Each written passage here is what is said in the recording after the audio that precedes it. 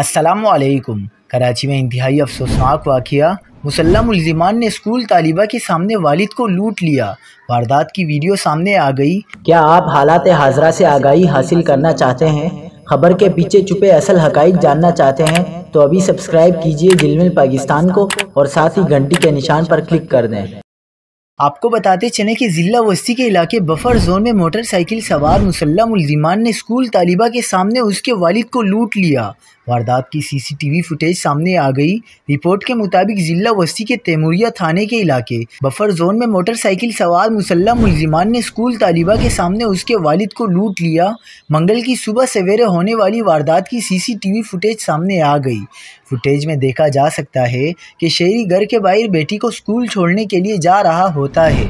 शहरी घर के बाहर गली में खड़ा इंतज़ार कर रहा था कि इसी दौरान मोटरसाइकिल पर सवार दो मुसल्लम मुल्ज़िमान आ गए।